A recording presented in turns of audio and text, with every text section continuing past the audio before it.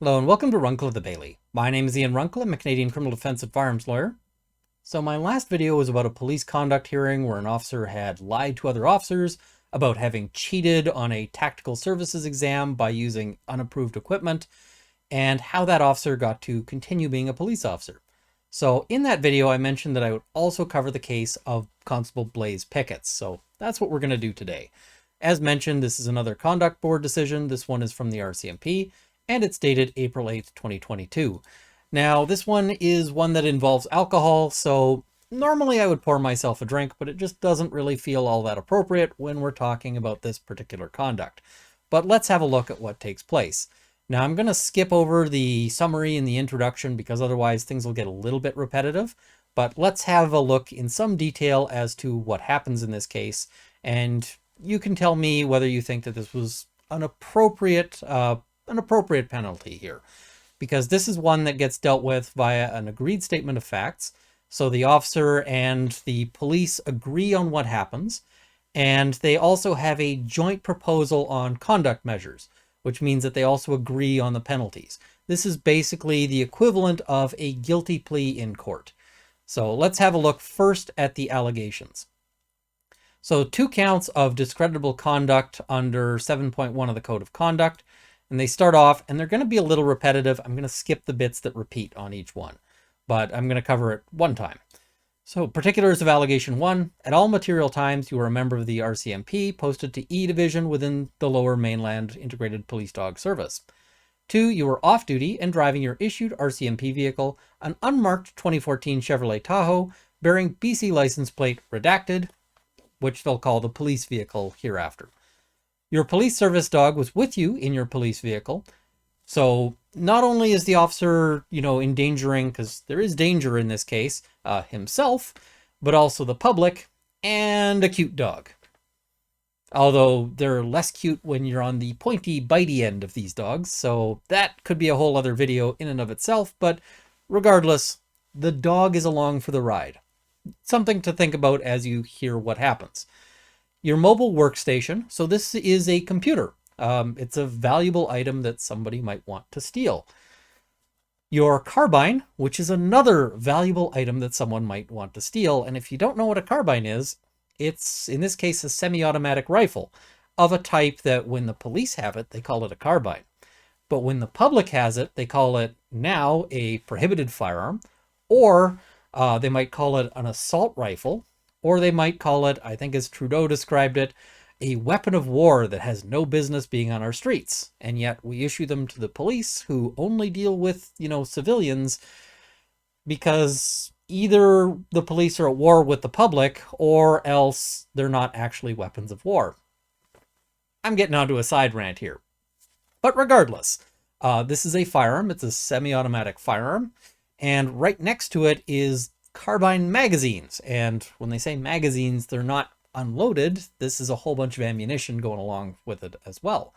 So firearm and ammunition readily accessible to that firearm, because that's the whole point.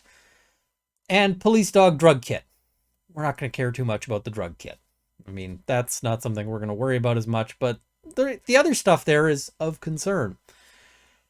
On April 9th, 2020, you attended the residences of 2 different colleagues in Langley and Surrey, where you consumed several alcoholic beverages over the course of the afternoon and evening. Now, keep in mind, when you hear colleagues here, that means other police officers. So that's another little tasty bit of context here, because think about those other officers and what they must have seen and the decisions they must have made over the course of the evening. All right. So, on April 10th, 2020, at approximately 2:30 a.m., you were found asleep behind the wheel of your police vehicle at the Burger King drive-thru located at address redacted. Asleep is doing a lot of heavy lifting here, because normally people don't sleep at the Burger King drive-thru. And there's words that you normally use for when somebody is asleep in an inappropriate place after consuming a lot of alcohol. Normally we would say that somebody was passed out or unconscious, but here they're going to call it asleep. Do you think they'd call it asleep if it was you unconscious in this, in the seat of a vehicle at the Burger King drive-thru? I don't know. I don't know if that is the language they would choose. All right, let's keep going. But asleep kind of suggests he's having just a little cute nap, and maybe not so much. Police attended the scene and observed that you were showing various signs of impairment, which happens when you're passed out in a Burger King drive-thru. Police also found an open alcoholic beverage inside your vehicle. You were given the approved screening device demand, but you failed to provide a proper breath sample. You were arrested for refusal to provide a breath sample and impaired operation of a motor vehicle. You drove a police vehicle while impaired, and your actions were discreditable and placed the safety of the public and your police service dog at risk. So I know that these are listed as Allegation 1, but he has admitted these allegations, and so these were found to be established. So all of these are things that the conduct board found that he did. So allegation number 2, again, I'm going to skip over the stuff that's exactly the same, but they note on April 10th, 2020, at approximately 2:30 a.m., you were found asleep, that word again, behind the wheel of your police vehicle at the Burger King drive-thru located at, a place. Police attended the scene and you were given the approved screening device demand, but you failed to provide a proper breath sample. Now, the approved screening device is sort of the roadside breath machine. It is less accurate than the one at the police station. And the reason why they give you that one is to screen you to determine if you need to be brought back to the police station for a more accurate exam. Now, in Canada, these are mandatory on demand.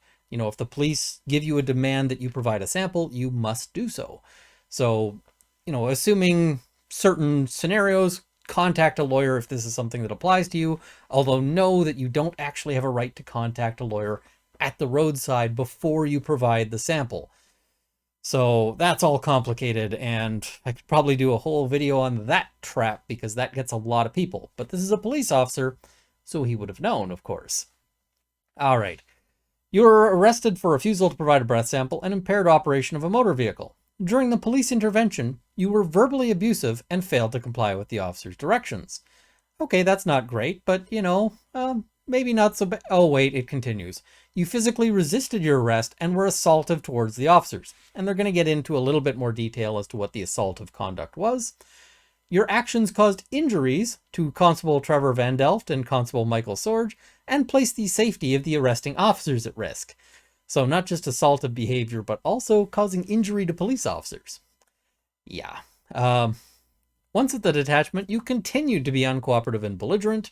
And on June 18th, 2021, you pled guilty to the charge of resisting arrest and were sentenced to 3 months of probation and a $1,000 fine, which means that he got a criminal record. This officer now has a criminal record as a result of this behavior. But we're going to talk a little bit about the pleading guilty just to the charge of resist arrest, because that's also a thing to think about. Your actions were discreditable. All right, allegation number 3. And again, there's some repetition that I'm skipping over, but on April 9th, 2020, in the afternoon, you used your police vehicle to drive to a liquor store and purchase alcohol. You then attended the residences of 2 different colleagues in Langley and Surrey, where you consumed several alcoholic beverages over the course of the afternoon and evening. On April 10th at 2:30 a.m., you were found asleep behind the wheel of your police vehicle at the Burger King drive-thru, and police attended and arrested you for refusal to provide a breath sample and impaired operation of a motor vehicle. While on scene, the officers noticed damage to the passenger side and rear bumper of your police vehicle. You used your police vehicle for personal reasons, and while doing so, damaged the vehicle and placed the safety of the public and your police service dog at risk. You used your police vehicle for unauthorized purposes. Because, of course, it's a police vehicle. You're only supposed to use it for police-related business and not for, say, driving around drunk. Yeah, so the allegations are discreditable conduct, and using the police equipment for unauthorized purposes, it seems. All right, let's keep going here, and we'll have a look at some of the more details that they provide in the agreed statement of facts. So on April 9th, 2020, Constable Pickett's had the day off. In the morning, he drove his RCMP-issued vehicle to Surrey and met up with Constable Dave Dolan and other dog handlers to train with their dogs. Afterwards, the group decided to go to another member's house in Langley to socialize. Now, it's worth noting, when we talk about, he's training with the dogs, with the other dog handlers, These dogs require a fair bit of active training to maintain, but they also sort of bond with a particular person. You've got a dog and a dog handler pair. You can't easily reassign the dog to another handler. That takes a bunch of effort. So typically the dog and the handler sort of stay together as a lasting thing. So afterwards, the group decided to go to another member's home in Langley to socialize. Constable Pickett's picked up Constable Dolan and drove to a liquor store where he purchased alcohol, and then drove to the member's home in Langley. They arrived between 1 p.m. and 2 p.m. While at the member's house in Langley, Constable Pickett's consumed alcohol. That same day, between approximately 3 p.m. and 4 p.m., Constable Pickett's drove his police vehicle back to Constable Dolan's residence and continued to consume alcohol with Constable Dolan and other RCMP members. Let's stop and think about this. So he picks up Constable Dolan and they drive to a liquor store, and then they drive to this place in Langley. So he was Constable Dolan's ride, and they spend a couple hours drinking alcohol, and then they drive back to Constable Dolan's residence. I wonder just how intoxicated Constable Pickett's was at this point, because it could have been almost none, or it could have been lots. But it seems very likely that Constable Dolan was probably in the passenger seat when, because who else would have been Constable Dolan's ride there? Yeah, that kind of raises some questions. So about an hour later, Constable Pickett's left in his police vehicle to pick up more alcohol, returned to Constable Dolan's residence, and resumed drinking. If you're running out of booze and you need to make these repeated, liquor runs, driving is probably not the thing. That is a time to take an Uber or to have booze delivered or literally anything else. Walk if you have to, or give it a miss if you have to. So on April 10th, 2020, at approximately 2 a.m., Constable Pickett left Constable Dolan's residence and drove to Maple Ridge, approximately 25 kilometers away. While crossing the Golden Ears Bridge, Constable Pickett scraped his police vehicle on the concrete barrier on the side of the bridge, causing approximately $7,000 in damage to the rear and passenger side of the vehicle. It is acknowledged that Constable Pickett has reimbursed the RCMP for the full cost of the repairs. So that's great, but he's driving across a bridge. Bridges tend to be pretty straight, and he's scraping his vehicle on the side, which suggests that he's not staying in his lane, right? This is wandering over the road. That's not great. And, while the damage is just to a concrete barrier and to his vehicle, it could have been to anything. If you're not able to stay in your lane, well, could have been a kid. Kids maybe shouldn't be on the road at 2:30 a.m., but these kinds of things happen. And so you can imagine, say, this kid. He could have run over this kid. Although this is a stock image, so this kid is probably now in, 30 with a student loan, but you get the idea. A kid, not necessarily stock image kid number 72. All right, carrying on. While in Maple Ridge, Constable Pickett drove his police vehicle into the Burger King drive-thru and fell asleep behind the wheel. One of the Burger King employees tried to wake Constable Pickett up, but was unable to do so. So again, we're talking about just, having a regular nap where you're just asleep behind the wheel in the Burger King drive-thru. And then one of the Burger King employees tried to wake Constable Pickett up, but was unable to do so. And after trying for about 20 minutes, the employee got scared and called 911. Because, when you're just having one of those little naps where you can't be woken up for 20 minutes. Okay, yeah, passed out, guys. Come on. Especially when you realize that this is going to be a publicly facing conduct decision, and the public can look at things like this and go, this looks like some BS. Maybe we shouldn't agree to language that is clearly not or that suggests something that's inaccurate. All right, so calls 911. At 2:58 a.m., Constable Matthew Wagner of Maple Ridge RCMP arrived at the Burger King. Constable Wagner located Constable Pickett asleep in the driver's seat of his police vehicle with the engine running and a credit card in his right hand, because that's, again, how you nap. Constable Wagner observed the police equipment inside the vehicle, including the carbine. So all of this was visible from outside the vehicle, and if somebody had wanted to be enterprising and to abscond with this, well, maybe they could have. It's a good thing that the Burger King employees were honest about this, because that could have been bad. His risk assessment was high, as he was unsure if he was dealing with a police officer who may be armed or someone who had stolen a police vehicle. Now, in general, I think a police officer should readily be able to tell the difference between a police officer in a vehicle or a person who's stolen a police vehicle. But generally, there should be no overlap in behavior between police officer and passed out drunk at a Burger King drive-thru. Those are two things that should not overlap on our Venn diagram at all. But here they do. All right. After several attempts, Constable Wagner was able to wake Constable Pickett's. Constable Pickett's displayed the following signs of alcohol impairment. A, his eyes were red and glossy. B, his speech was slurred and there was an odor of liquor on his breath. C, he was slow in his actions. D, he was unsure on his feet. And E, he had trouble walking straight. Two that they don't list here are F, he'd just been in a recent motor vehicle accident. And G, he was passed out drunk and could not be woken up for 20 minutes in a Burger King drive-thru. I feel like that's a subtle hint of alcohol impairment. Just one of those minor cues, Okay, but they don't they don't identify that as one of the signs. So Constable Michael Sorge and Constable Trevor Van Delft arrived on scene after Constable Pickett's exited the vehicle. And so here there's some backup being called because, of course, gun. Constable Wagner read the approved screening device and demand to Constable Pickett's, who indicated that he understood the demand. However, Constable Pickett's purposefully failed to provide an adequate breath sample. Again, this isn't just a matter of interpretation. Constable Pickett's has agreed to this. He was given several opportunities to provide a breath sample, but used various tactics to refuse, including A, biting the straw, B, turning his head away from the approved screening device, and C, not blowing hard enough. So, when you think about they're sitting there going here is the airplane coming into the hangar, and he's like, doing the baby turning away from the spoon thing. Okay, carrying on, just thought people needed that visual.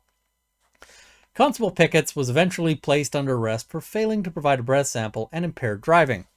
Upon arrest, Constable Pickett's refused to comply with police demands and became uncooperative. He yelled words to the effect of, "Fuck off," and "I'm not under arrest" at the officers. Here's a hint. If you're yelling, "I'm not under arrest" to the officers, you're about to have a bad day. Yeah. Constable Pickett's physically resisted arrest and became combative with the arresting officers despite their requests that he stop resisting. His actions included A, tensing his arms and body. Okay, not so bad. B, securing his arms under his body and refusing to release them. Again, in the sphere of conduct, not so bad, although this typically is the point where other officers start engaging in, how do they describe it? Hard control tactics or things like that, which is the point where they start kneeing you in the gut and maybe start striking you. But yeah, I don't know if that actually happened with Constable Pickett's or if he was treated better than most people who do this. C, acting in an assaultive manner that at one point he lifted his knee quickly in the direction of Constable Wagner's groin. Sounds like he didn't make contact, which is probably good for Constable Wagner's groin. D, grabbing the handcuffs that the officers were trying to put on him and injuring Constable Van Delft's thumb in the process. So most people would get a charge of assaulting peace officer causing bodily harm there, but I didn't see that. Officers utilized the 1033 code to call for backup to assist in arresting Constable Pickett's. This code is only used by police when backup is needed on an urgent basis due to officer safety concerns. So this isn't, hey, I could use some more hands here. This is, we are in trouble. Send more guys. I feel like a police officer should not cause other police officers to be in trouble and send more guys on an urgent basis. But yeah. Additional officers, including Corporal Peter Westra, arrived on scene. Constable Pickett's continued to resist after being put in handcuffs. It took several officers to get him inside the back of a police vehicle. He used his feet to try to prevent them from doing so. His actions from the time he exited his police vehicle are captured on police video.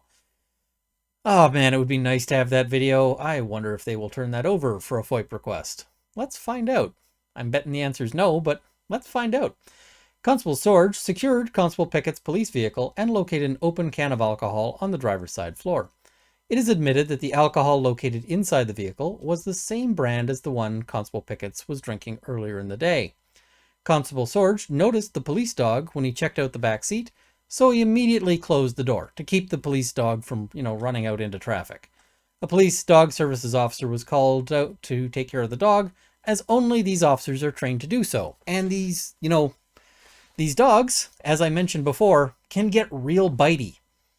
And when you see cases that involve police dog bites, often the injuries are real severe. So we could have a whole video, and probably will at some point, discussing the ethics of police dogs. All right. Constable Pickett's was taken to the Maple Ridge Police Station, where he continued to be uncooperative. Booking video shows that when Constable Pickett's was being photographed in cells, he put his head down and put his middle finger to the camera. I wonder if that video can be turned over. All right. I'm going to try to find out. Because of his level of intoxication, Constable Pickett's was placed in cells to sober up before being released. Because they're not going to release you if you are, massively intoxicated. That's what the so-called drunk tank is for. All right, so cell video shows Constable Pickett's physically resisting when being placed in a cell. Officers had to handcuff him and physically force him into the cell. Constable Pickett's does not have a complete recollection of the incident due to his high level of intoxication. Again, that's something he admits.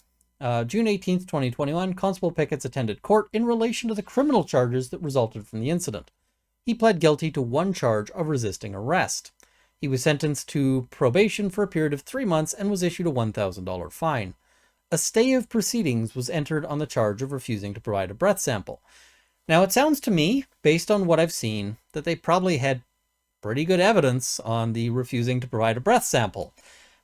Seems to me they probably could have gotten a conviction on that and a conviction on the impaired driving. Now, just as a thought, if he had been convicted of those things, that would have come with an automatic ban on driving, which would have been a real headache for him as a police officer. Of course, this is not a benefit that they cut to other professional drivers. If you were a taxi driver and you're going to lose your job as a result of, getting an impaired driving, well then, tough. Or if you're a long-distance trucker, again, tough. Find another job. That's kind of the attitude that people take. But I kind of wonder if this police officer was given a break here to allow him to continue being a police officer. Which is concerning, right? Because we talk about police should be held to a higher standard. This doesn't look like a higher standard to me. The other question I have is with regards to the firearm. Because he's passed out drunk and there is a firearm in the vehicle. There is case law to the effect of being passed out drunk with a gun in your car is careless use or careless transport or careless storage, depending on the circumstances.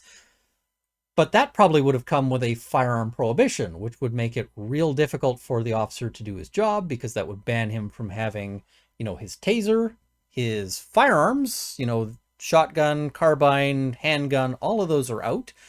He also wouldn't be able to handle pepper spray, so that really limits what a police officer can do. But he didn't seem to face any of those. The one thing that he does face as criminal, as a criminal conviction or a criminal charge is the resisting arrest that doesn't come with any of those orders. So that's a thing. Yeah, I mean, we're not going to ever be able to look under the hood as to what, why the prosecutor made those decisions in terms of what charges to accept pleas to and so forth. Maybe there were good reasons. Maybe somehow there wasn't good evidence on the resisting or refusing to provide a breath sample. It's possible. But if not, I have some concerns because why should police officers get breaks we wouldn't cut to any other member of the public? Okay, so Section 7.1 says members shall not behave in a manner that is, or members must behave rather, in a manner that is not likely to discredit the force. Little tricky. So the test for discreditable conduct requires that they establish 4 elements. A, the acts that constitute the alleged behavior, so the things that happened actually happened. B, the identity of the member, so the officer who is being brought in for conduct discipline is actually the person who did those things. C, that the member's behavior is likely to discredit the force. I kind of feel like that's the case here. And D, that the member's actions are sufficiently related to their duties and functions as to provide the force with a legitimate interest in disciplining them. Like, say, you've got a whole bunch of police equipment in your police vehicle that you're driving while you're doing this. Okay, so by virtue of Constable Pickett's admissions in the agreed statement of facts, I find the first 2 elements of the test are satisfied, obviously.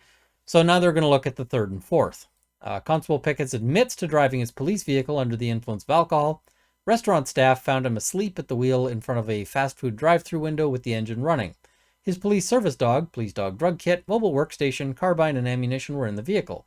Concerned for his well-being, restaurant staff called 911. A lot of this we already covered. They say it is well established that police officers are held to a higher standard than the general public. Are they, though? Like, are they really? Is this the higher standard?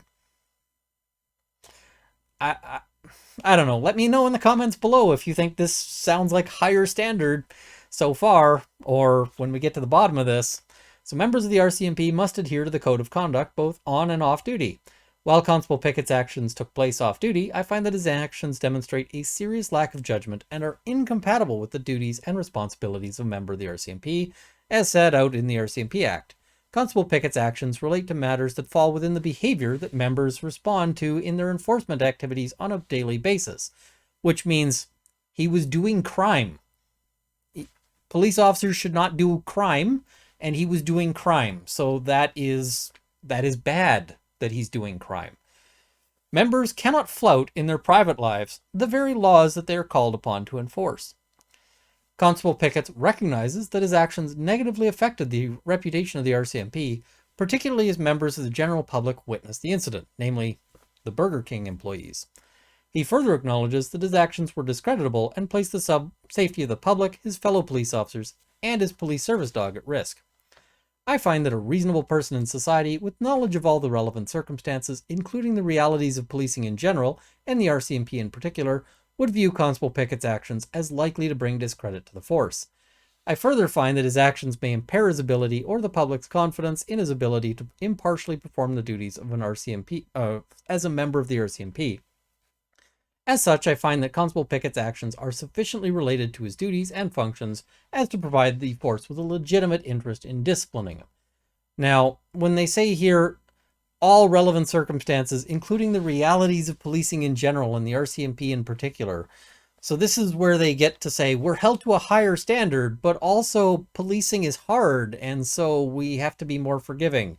And so the standard should actually not be a higher standard, it should be a lower standard. Just so you understand what that actually means in practice. All right, carrying on. Allegation 2. So, as noted, Constable Pickett was given the approved screening device demand, but failed to provide a proper breath sample. Once advised he was under arrest, Constable Pickett resisted and was verbally abusive. He became combative, causing minor injury to 2 members, and resulting in the issuance of a Code 1033 call due to concerns for officer safety. Once at the police station, Constable Pickett continued to be uncooperative and belligerent. He frustrated attempts to take his photo on intake, and physically resisted being placed in cells. He ultimately pled guilty to 1 charge of resisting arrest. He was sentenced to probation for a period of 3 months and was issued a $1,000 fine.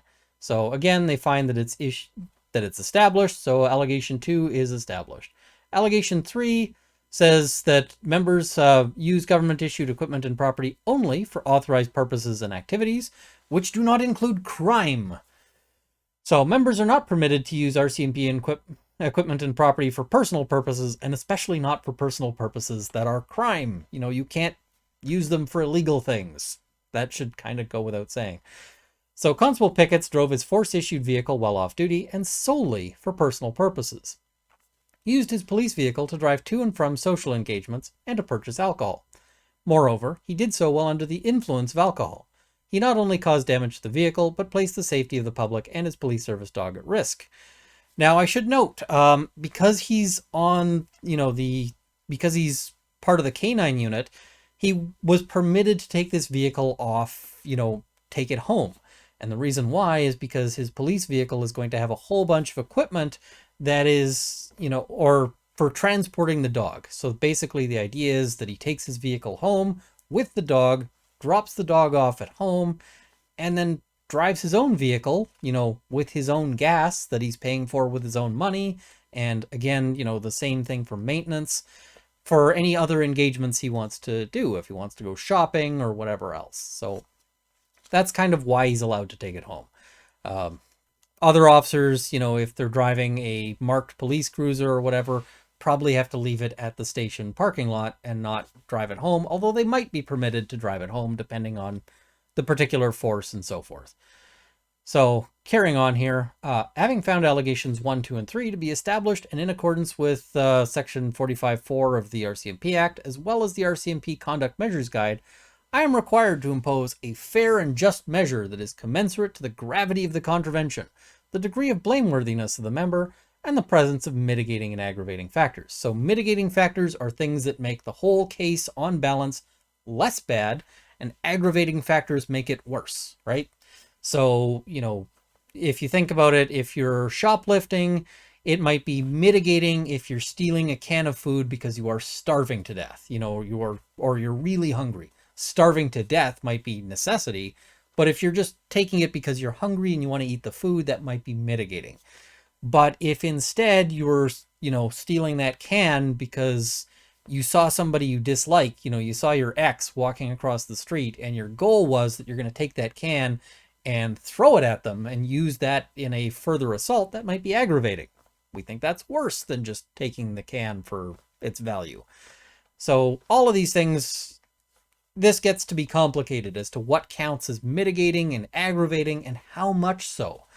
This is what judges do, right? They evaluate all of these things. If somebody says, listen, I had a real hard upbringing, the court can say, well, is that mitigating or is that not actually an excuse in these circumstances? These kinds of questions. All right. Pursuant to paragraph 36 sub 2 sub e of the RCMP Act, conduct measures must be proportionate to the nature and circumstances of the contravention of the Code of Conduct, and where appropriate are educative and remedial rather than punitive. Although remedial, I think a lot of the time the remedy should be, this person can't be a police officer anymore because it endangers the public. So carrying on here, the conduct authority representative and the subject matter representative provided separate submissions with respect to the joint proposal with supporting documentation and jurisprudence. So both sides are, again, they're in agreement on the penalty and they're both making arguments to say that it's a reasonable penalty. So they proposed the following global conduct measures. So these are the punishment. This is the penalty here. So A, a financial penalty of 30 days, 240 hours to be deducted from Constable Pickett's pay. They don't actually tell us how much money that is, but it's going to be substantial. B, a forfeiture of 15 days of annual leave. So instead of getting days off, which would have been paid days off, he's got to work those days. So this is effectively a further financial penalty. C, an ineligibility for promotion for a period of 3 years from the date of this written decision. It's kind of concerning that that needs to be part of the penalty. Are we otherwise going to promote people doing this stuff? Apparently, that's concerning. D, a transfer out of police dog services. Okay, so he is no longer going to be a dog handler. Question then is, what happens to the dog? Because again, the dog and the handler train together and are sort of a unit. So this might also mean the retirement of the dog. And I don't know if that means a retirement of the dog where the dog is sort of sent out to someone else, or if he is going to keep the dog just as, a pet dog, because that also happens. So I don't know what the what ultimately happens to this dog, and if the dog continues to be a police dog or not. E, a direction to undergo medical treatment as specified by a health services officer. We'll get to why that comes up very shortly. F, a direction to abide by the conditions set out in the aftercare treatment agreement signed on April 29th, 2020, which we don't have a copy of, and I'm pretty sure they will not give me a copy of that under any circumstances. G, a direction to issue an apology in person to arresting officers Constable Wagner, Constable Sorge, Constable Van Delft, and Corporal Westra. Yeah, again, nothing is as heartfelt as a mandatory apology. So, when presented with a joint submission on conduct measures, there are very narrow circumstances in which a conduct board may refuse to accept the proposed conduct measures. Supreme Court of Canada has recognized the value of settlement discussions as well as the strong policy reasons that favor the promotion of certainty to the parties when a settlement is reached. Generally speaking, courts or administrative tribunals will not override a settlement reached by the parties unless it is against the public interest. So, public? You can decide. Do you feel that this is in your public interest? Let me know in the comments below, because I've been wrong before. I might be wrong again here too, but I have some thoughts. Therefore, I must determine whether accepting the joint proposal would be against the public interest. And unfortunately, the RCMP has this interesting notion of what the public interest looks like. This is not a question of whether the conduct measures proposed are the same as those I would have imposed. Rather, the public interest test sets a much higher threshold. So, this is basically a standard of review kind of question. The two sides have come together to suggest one particular outcome. And what the sort of decision writer here is saying is that they, even if they don't agree with it, the test for throwing it out is much higher than that. They have to find that it is against the public interest, which is a tough test to meet. So they're saying basically that their hands are tied unless it's a real bad proposal. Again, you guys can let me know in the comments whether you think it's real bad. In Cook, that's the case of Anthony Cook, which I could cover in a future video if you guys are interested. The Supreme Court of Canada provides the following guidance, which is applicable to administrative tribunals.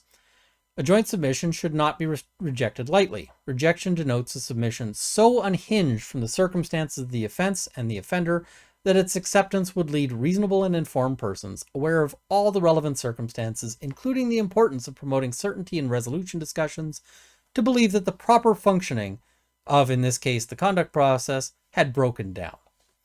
In order to determine whether the proposed conduct measures are against the public interest, it is helpful to have some sense of what the possible measures may be.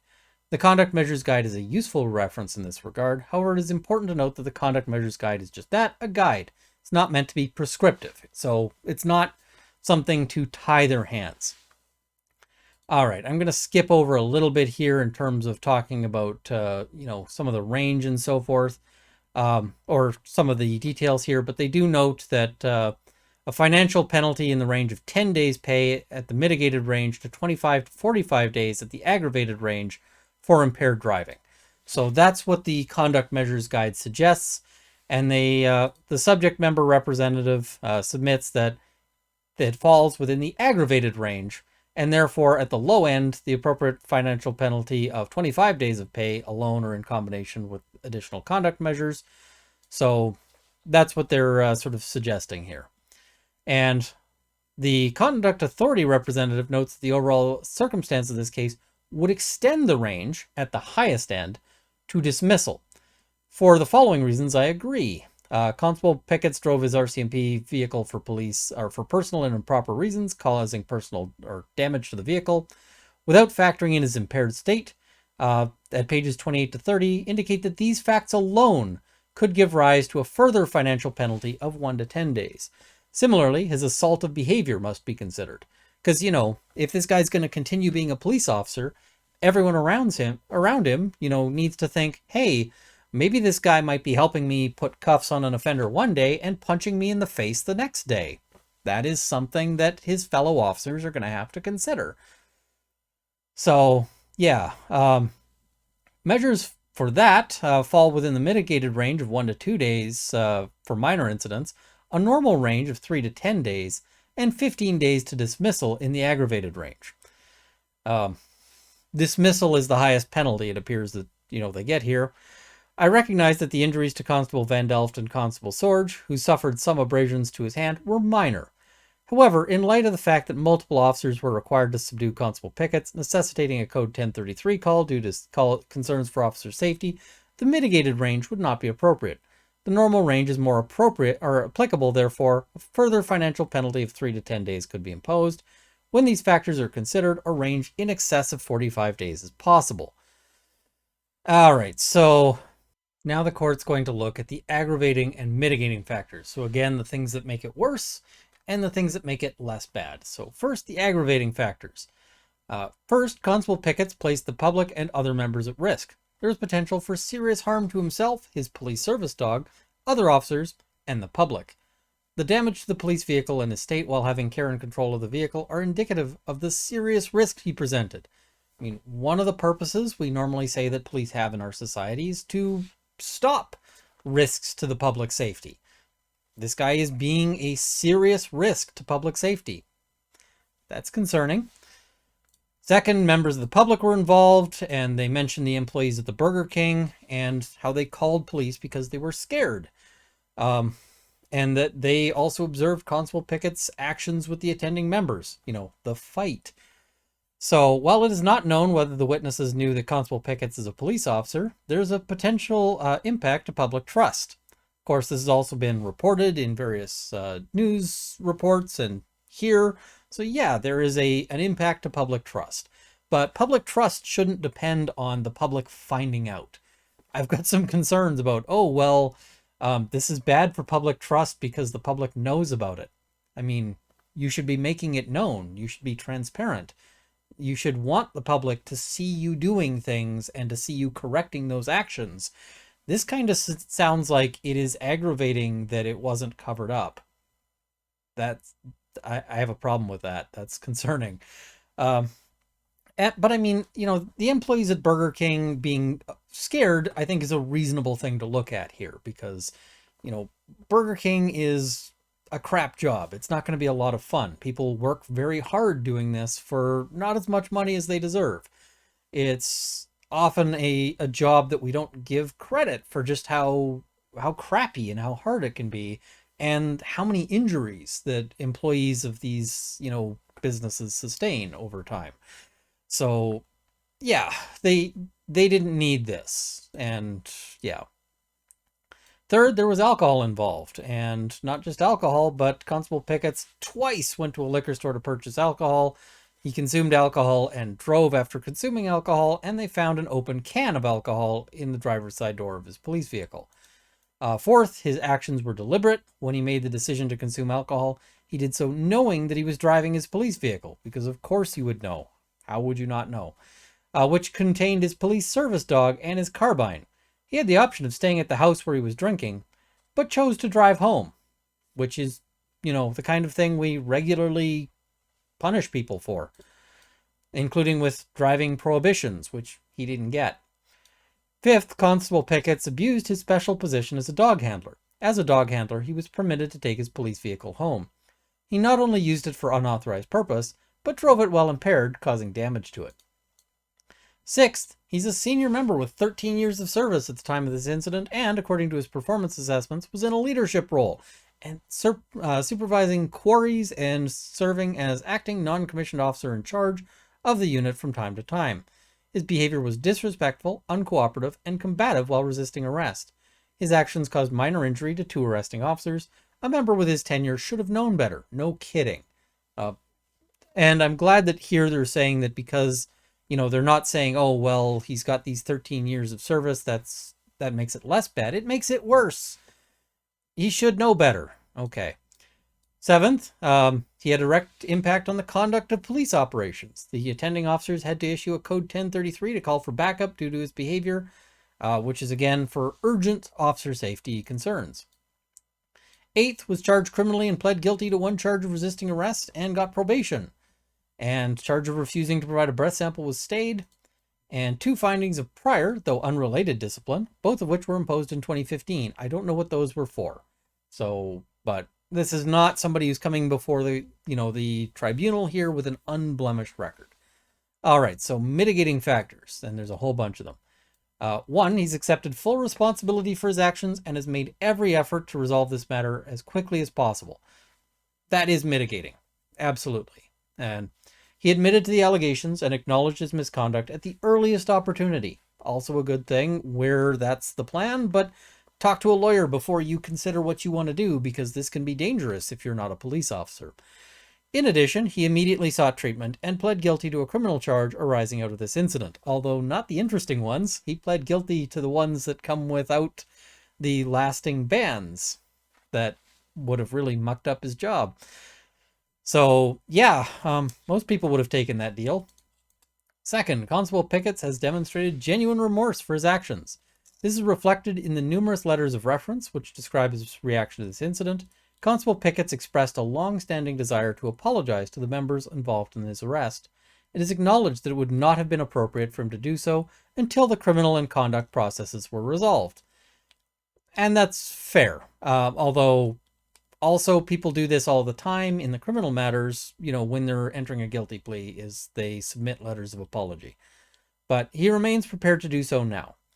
It is also noted that Constable Pickett has paid reparations to the RCMP for the damage caused to the police vehicle in the amount of $7,000. Okay, I mean, that is mitigating. That is good that he's paid for it. The police and the public are not out of pocket here.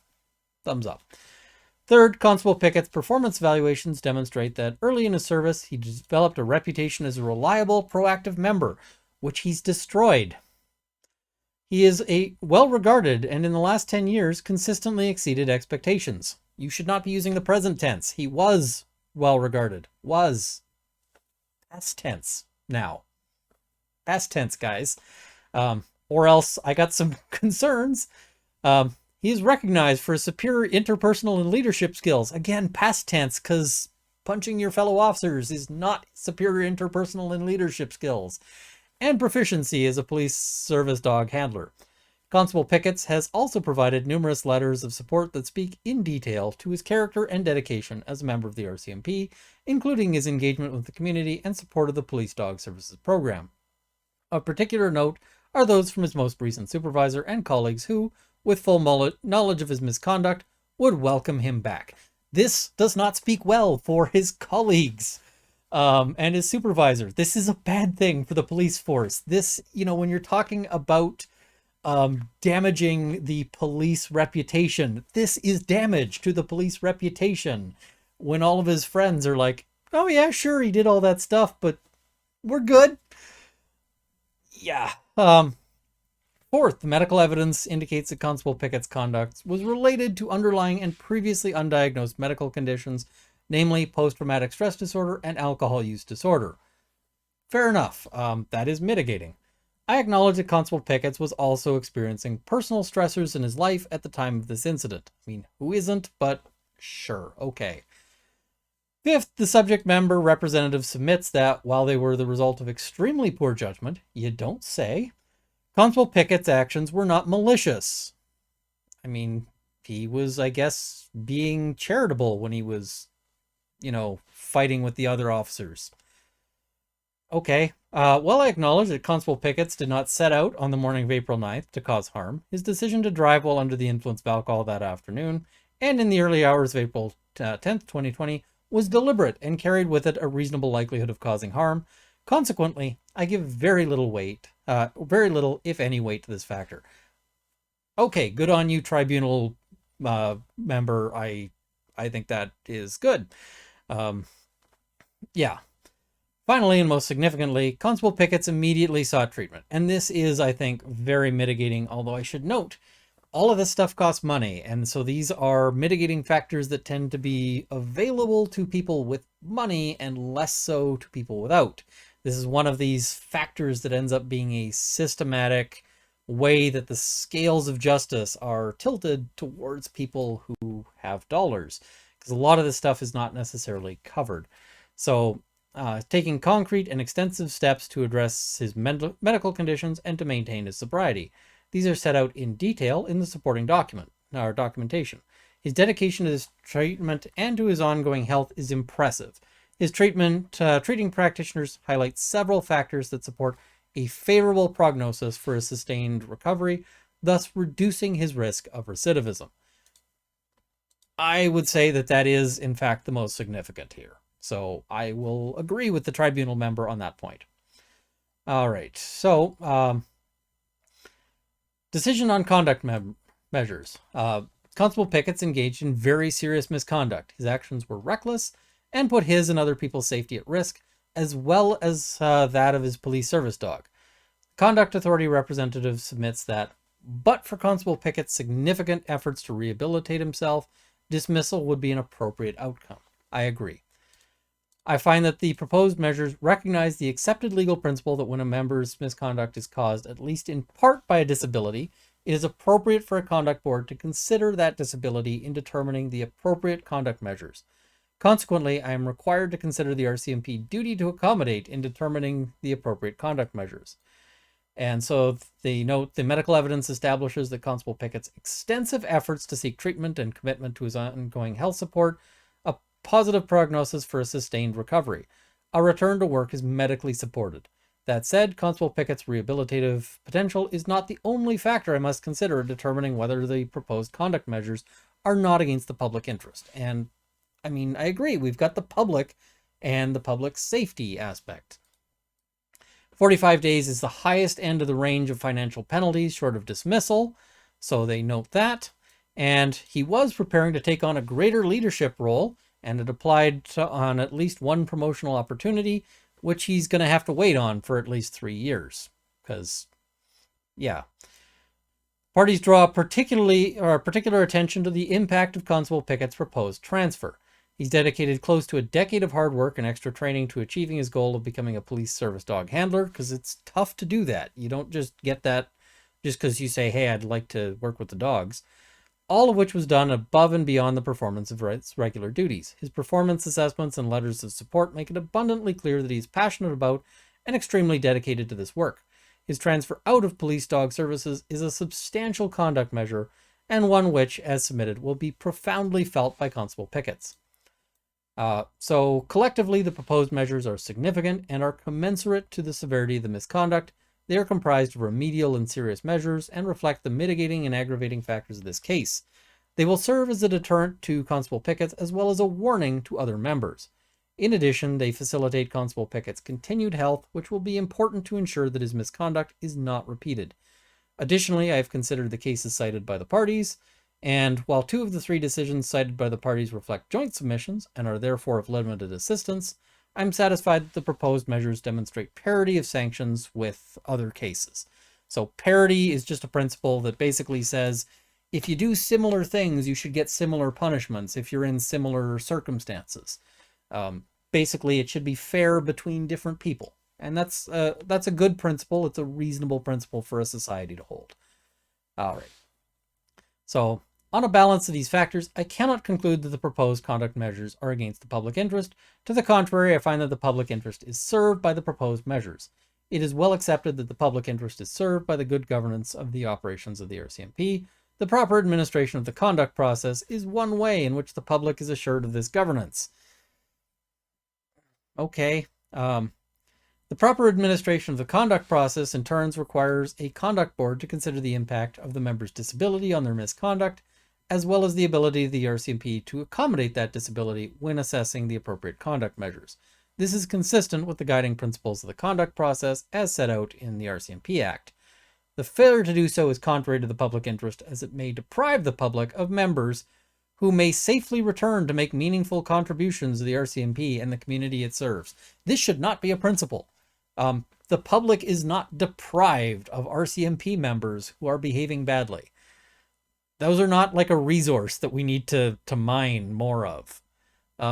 Why is this a principle at all? It may also serve to drive members who are facing mental health challenges to hide their conditions and not secure the support they need to maintain their health. I mean, ideally, they should be seeking support before this kind of thing happens, right? And I mean, we should have more support. We should have more support, including, financial support for all people facing mental health challenges. But most people don't get cut a pass, and especially most gun owners, if they have some sort of mental health breakdown, don't necessarily get a pass. They get their guns taken away. So, in conclusion, they do 30 days financial penalty of 240 hours, along with 15 days of annual leave, which they're treating as an additional, as if it was the same as the, first financial penalty, but that's going to be spread out over more time.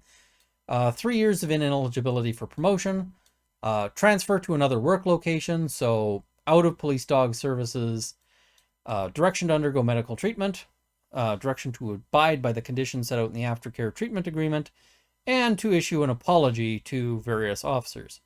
And must do so within 6 months from the date of this written decision and advise when that is done. So they note Constable Pickett is being permitted to continue his career with the RCMP. It is expected that he will uphold the standards set by the Code of Conduct and the RCMP core values. Any future contravention of the code will be seriously reviewed and by the appropriate conduct authority and could lead to his dismissal from the force, although that seems to be real hard. It's real hard to get fired from the force. Any interim measures in place should be resolved in a timely fashion, so any sort of suspensions or the like. And either party can appeal this decision, but why would they? Because both parties were in agreement with the results, so nobody's going to appeal it, and I'm pretty sure it wasn't.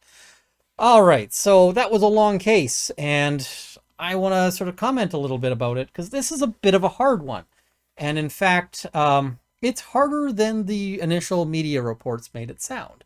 Because the initial media reports, as per usual, leave out a lot of the mitigating circumstances. I read a lot of cases that didn't mention this guy's PTSD, which only comes towards the end of this conduct decision, but seems to me to be kind of the important thing.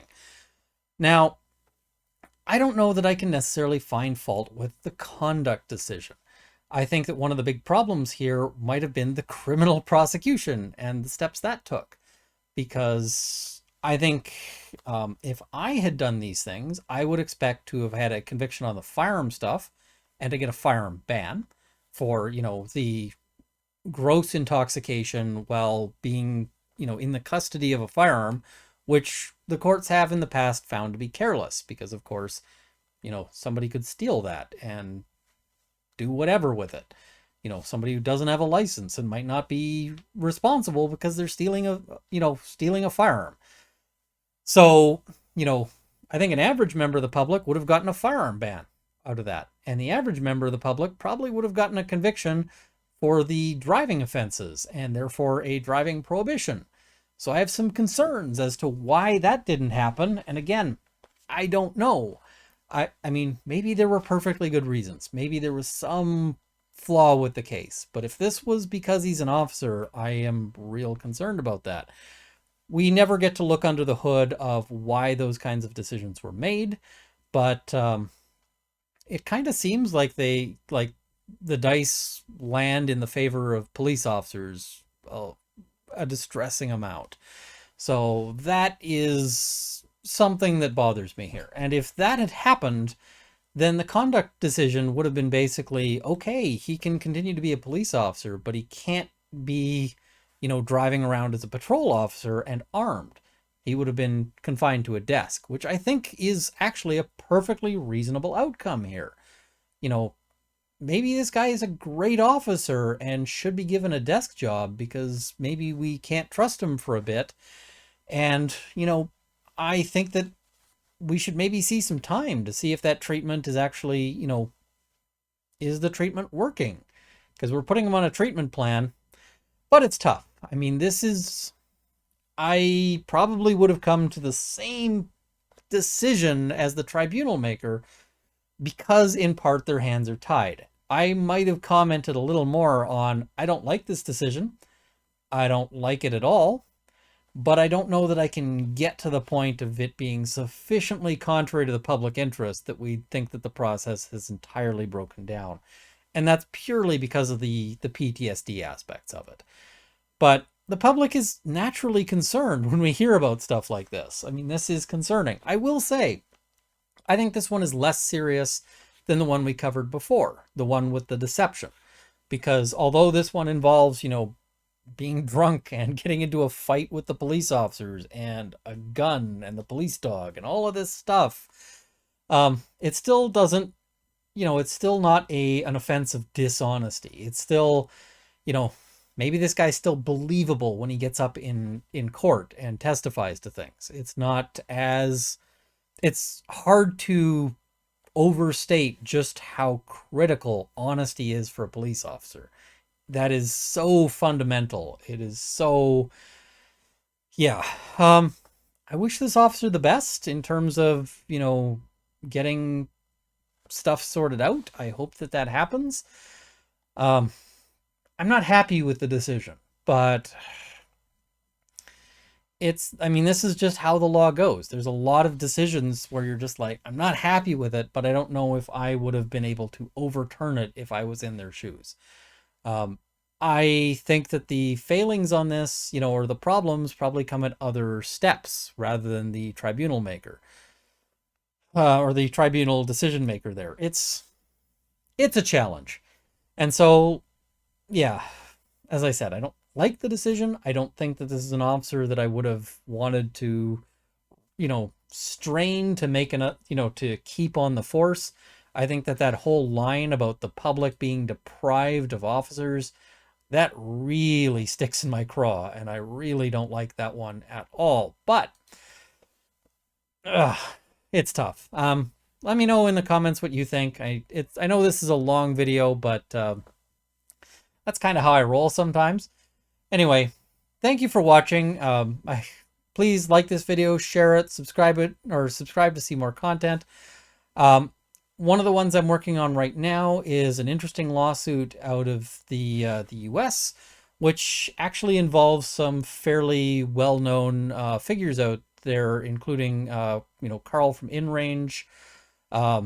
It's a lawsuit over intellectual property regarding a particular design of AR-15.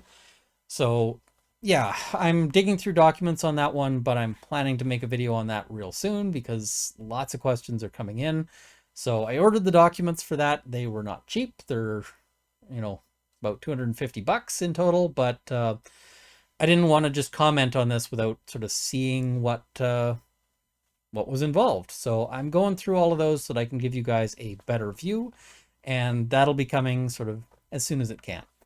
Anyway, thank you for watching. I want to thank my Patreon supporters at the $50 level, Canada's National Firearms Association, the CCFR, and the Canadian Shooting Sports Association. At the $30 level, Sights and Arms Limited and Marc-Olivier Damour. And at the $20 level, Mick Tane, Mark, Jane Baben Luxor, Dale Nesbitt, Cameron Johnson, Bruno R., and April Crawford, Andrew Elsich, and Vicky. Thank you as well to my $10 supporters who will be in the crawl immediately following. Thank you for watching. I hope this has armed you with knowledge, and see you next time.